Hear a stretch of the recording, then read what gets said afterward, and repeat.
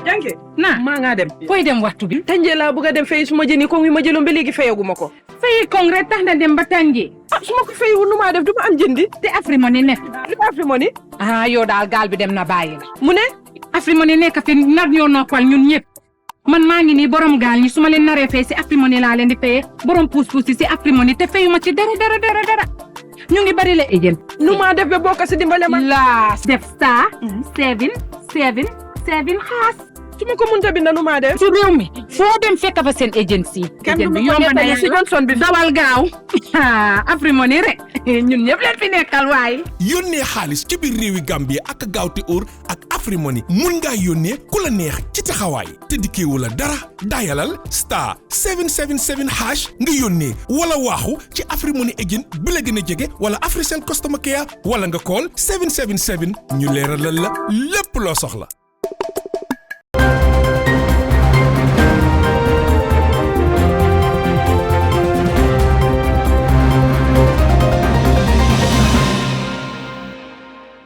Hello and welcome to the Star TV Newsroom, broadcasting from our studios in Serekunda.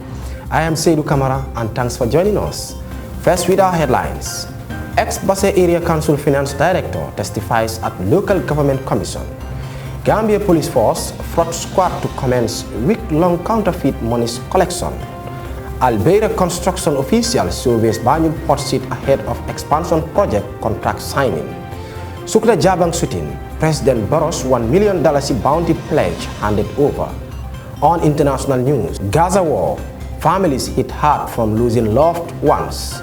Israel will do everything it can to keep civilians out of harm's way, says Netanyahu. Those were the headlines, and now the news in detail.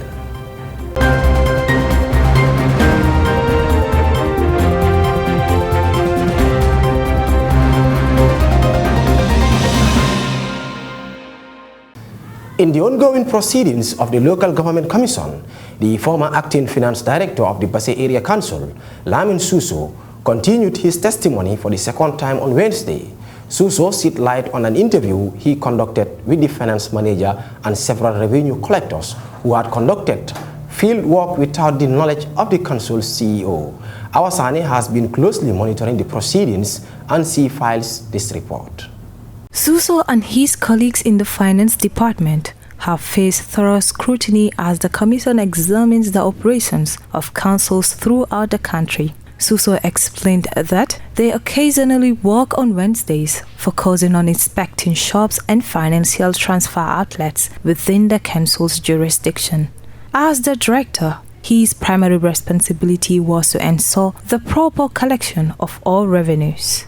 While Suso denied advising the council to withdraw funds from what accounts, he did admit his involvement in the process. When council governments raised certain allegations, Suso denied them but acknowledged that there were instances when he organized teams to conduct examinations within the area council. So you did deny that? I deny this in totality. But there are times that I do form teams to go into the field. I could remember that I one time asked finance department teams that particular operation. Myself, I was there. Malafibaji was there. Umar Kiru was there. Suleiman Ba was there. Ndaba Kurubali was there. Mandu Mane was there. And who again? I think we are 6 in number. On that particular operation, what happened when I went to the office that morning, I informed all of them that by 11 o'clock, we are going into the field. The field is like we are going to cover from Basi Coastal Road right down to Babagale Johnson. Because what happened is that I come to understand that there are major shops on that particular highway that are not being collected. So I told them that by 11 o'clock, 11:12, we are going on operation. And we went as a team. And on that particular operation, if I can fully recall, Mandumane was having the device. And during that operation, we came across a lot of issues. Mr. Suso revealed that they managed to gather funds from unauthorized subs and that were conducting business without proper licensing. Some council members were responsible for collecting these funds, while others were diligently documenting the activities. He admitted to seeking financial assistance from a fellow council member named Lamin Mane. This money, he stressed, was reportedly meant for the purpose of fueling vehicles. When you demanded this money, what did you use the money for? I can recall the money was used for the payment of MDMA vehicles. Was that correct?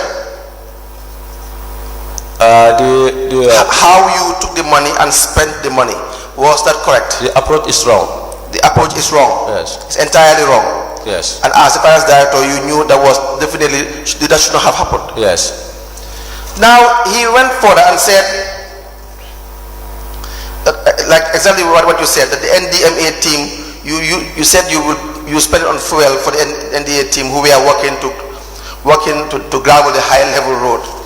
But then again, subsequently, he said, furthermore, on June 20th, that would be the following day, 2021, the Director of Finance called to inform me to go with him for collection so that he settled the fuel expenses for the ongoing work at the high level road, which amounted to $18,750. Do you recall that? That's correct. And again, what was this money for? For the cost of fuel. You demanded this money from him? Yes. And you spent it on fuel? Yes. Unlawfully? Yes. As the session progressed, Mr. Suso provided answers to the questions put forth by the commission members. For Star TV News, I am Awasani. The Gambia Police Force Fraud Squad will next week begin the collection of counterfeit currencies possessed by individuals or businesses. This initiative aims to eradicate the circulation of fraudulent money in the financial market. Mariama Dem reports. The port of Banjul is a vital hub for the West African region, serving countries such as the Gambia, Senegal, Mali, Guinea-Bissau, and Guinea-Conakry.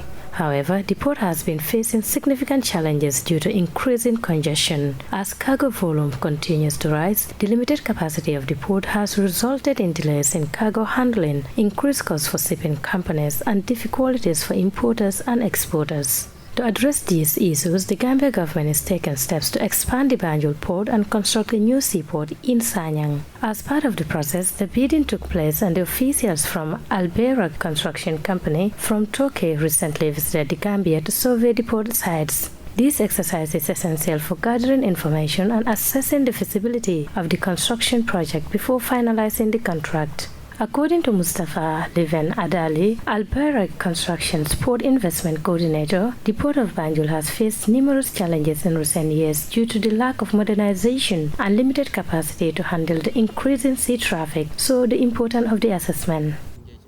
We are here to search and find what should be done in the port area and the keys to faster operations. Currently, operations are very slow. Vessel operations and yard operations are very slow. We are here to find out what type of constructions should be done in the yard, what type of constructions should be done in the quayside, and we are working on this. We are looking at the construction costs. Then we will give an offer to Port Gambia authorization, and we will make a contract with them.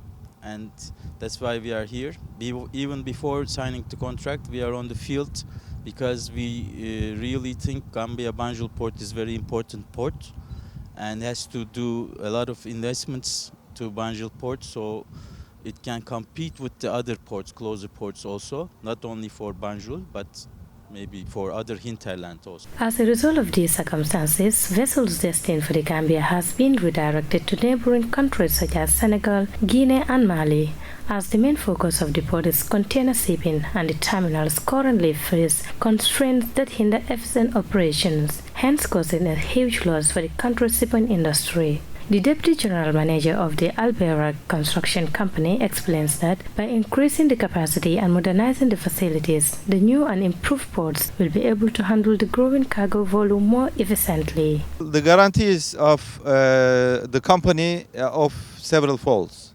One of them is the investments guarantee. We are committed to the guarantee of about $17 million for the next 2-3 years of the horizon.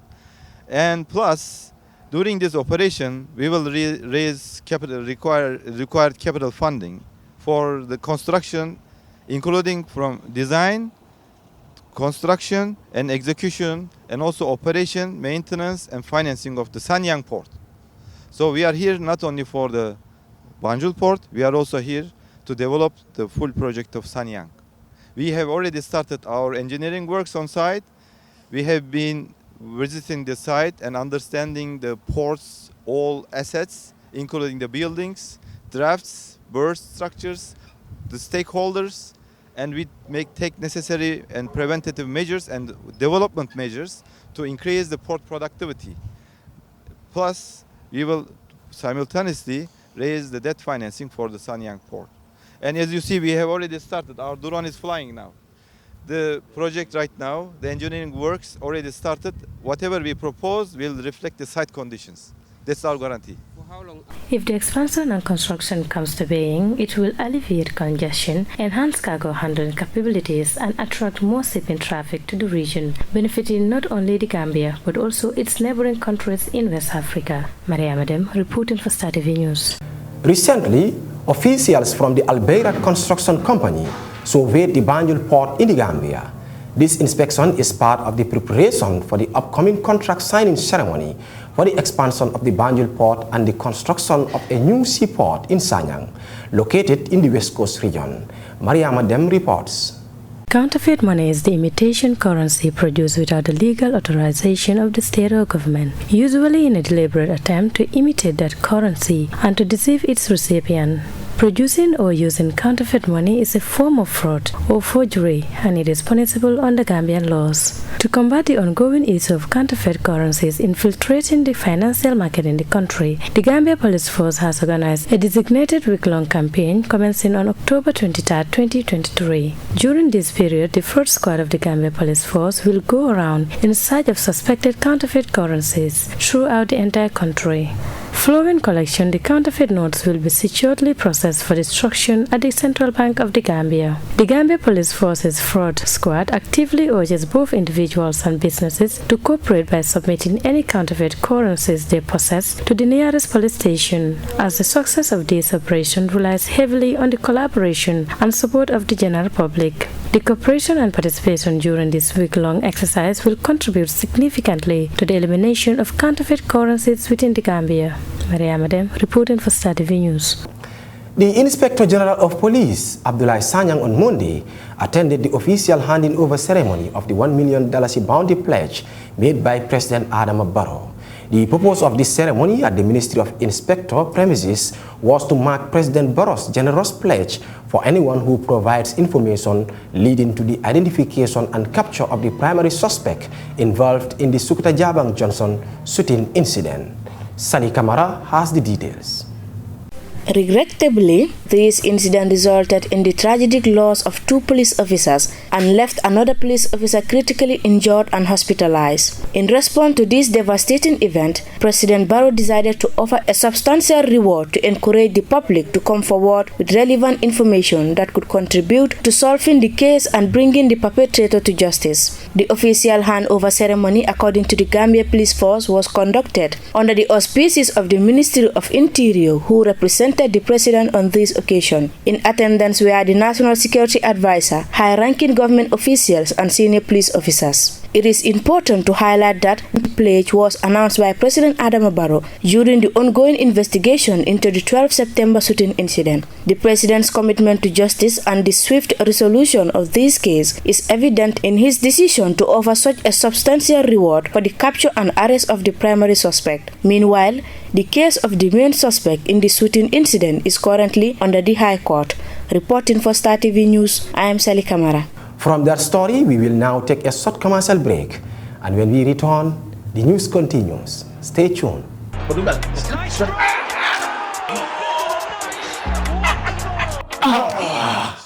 ndaw rek man sa kas faw moo jeex xaalis faw bay jeex te tey dimanche la nga dem sama kër seen dem fan star 777 hash 3 oy man defal ma fii sa mita number bi yow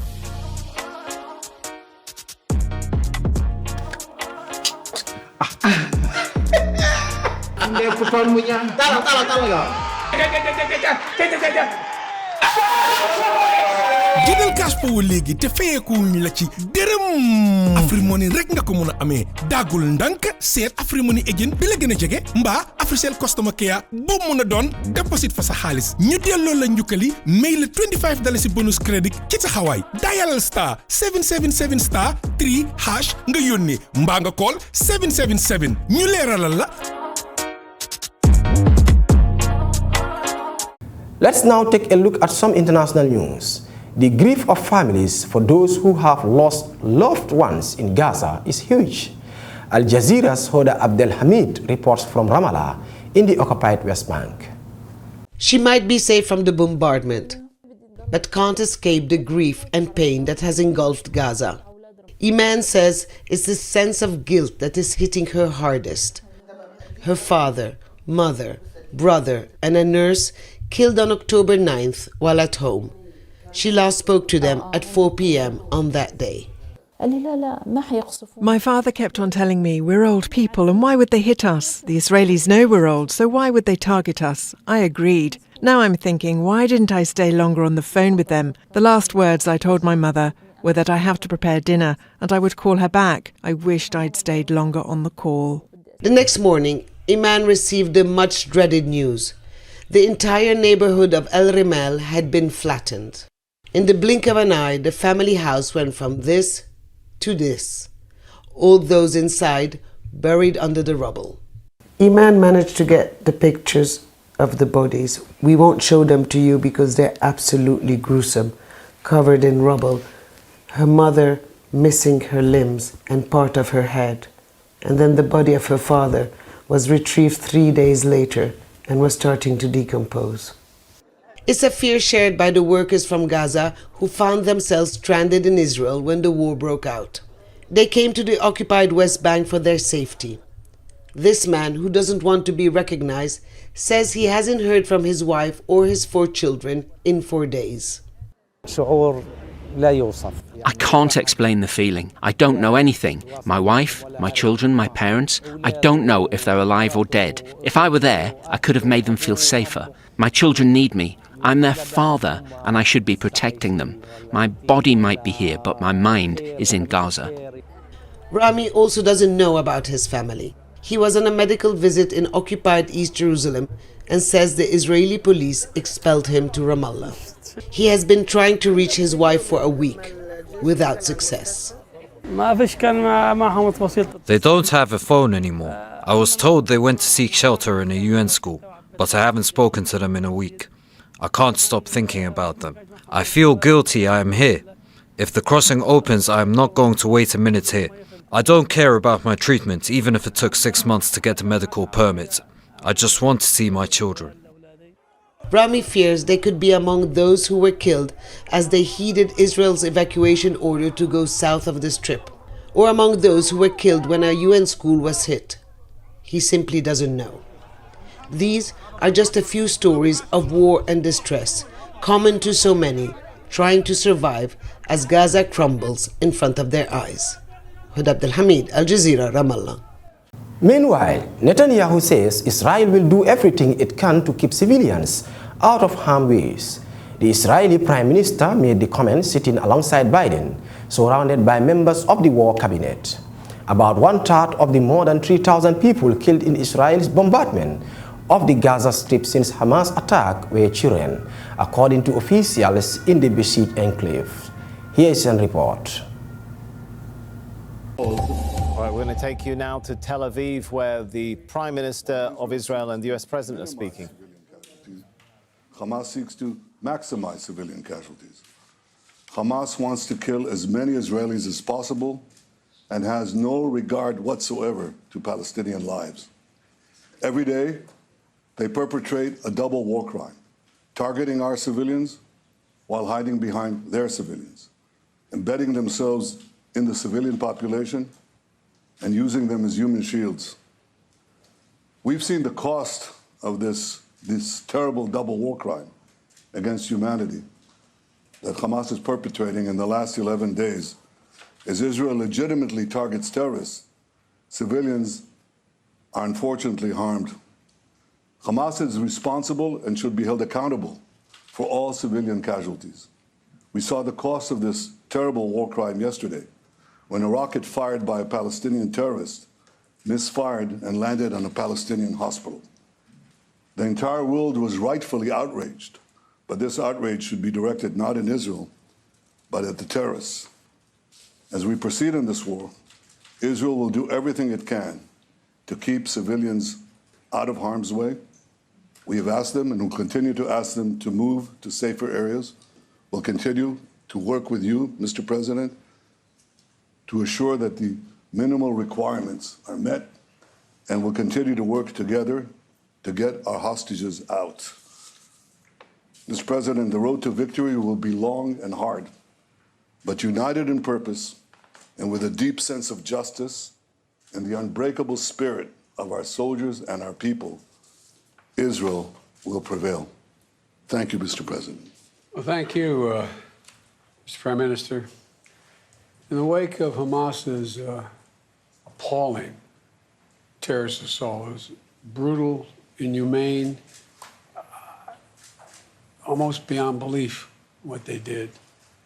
This cabinet came together and standing strong, standing united, and I want you to know you're not alone. You are not alone. As I emphasized earlier, we will continue to have Israel's back as you work to defend your people. We'll continue to work with you and partners across the region to prevent more tragedy to innocent civilians. 75 years ago, your founders declared that this nation would be one based, quote, based on freedom, justice, and peace. Based on freedom, justice, and peace. The United States stands with you in defense of that freedom, in pursuit of that justice, and in support of that peace. Today, tomorrow, and always. We promise you. Before we end the news, a quick recap of our headlines. Ex-Basse Area Council Finance Director testifies at Local Government Commission. Gambia Police Force fraud squad to commence week-long counterfeit monies collection. Albeira construction official surveys Banjul Port Seat ahead of expansion project contract signing. Sukra Jabang Sutin, President Barros $1 million bounty pledge handed over. On international news, Gaza war, families hit hard from losing loved ones. Israel will do everything it can to keep civilians out of harm's way, says Netanyahu. That's all we have for you in this edition of the news. Do join us tomorrow for more news. In the meantime, do enjoy the rest of our programs. Thanks for watching.